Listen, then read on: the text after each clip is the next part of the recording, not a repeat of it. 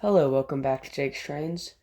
In today's video, we'll be doing a new series I call Locomotive Snapshots, Pennsylvania Railroad 3750. In the early 1890s, the PRR often relied on 440 American types, such as the several variants of the D-class locomotive, along with 260 locomotives in the F-class, and the early 460 installments in the G-class. These early locomotives were in need of a replacement by the early 1910s. So, the Chief of Motive Power, James T. Wallace, along with the Chief Mechanical Engineer, Alfred W. Gibbs, created the K4 class steam locomotive. The locomotive shared an almost identical Bell-Pair firebox and shared many cosmetic appearances with the E6 locomotive. The first K4, number 1737, rolled out of the Altoona shops in May of 1914. 6 years later, and 191 K4s, came 3750, built in April of 1920. She came with 80-inch drivers, with a length of 84 feet, weighed 274,500 pounds. She held 18.5 tons of coal, had a water capacity of 11,980 gallons, and an attractive effort of 4,460 pounds per square feet. In the locomotive's early years, she had a square headlight and a round number plate, yet unlike her early counterparts, she had a steel cowcatcher rather than wood. She was put in service on the Northeast Corridor in pre-electrification era. She also pulled Warren G. Harding's campaign train, and sadly his funeral train too.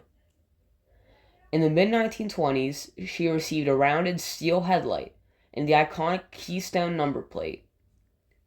By the 1930s, all K4s began to not be able to catch up with the traffic demands, so she and her sisters often double-headed trains, and 3750 was equipped with a mechanical stoker to increase her performance.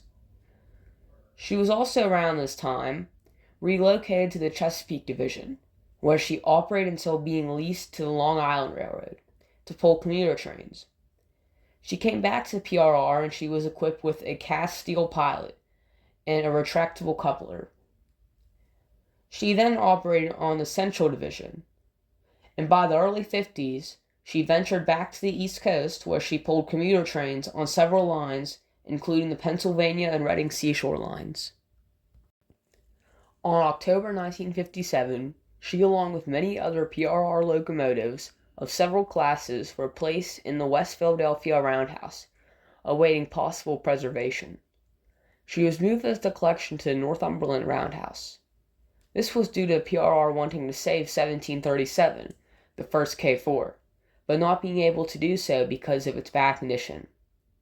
So 3750 became 1737, and sadly in 1960, the original 1737 was scrapped.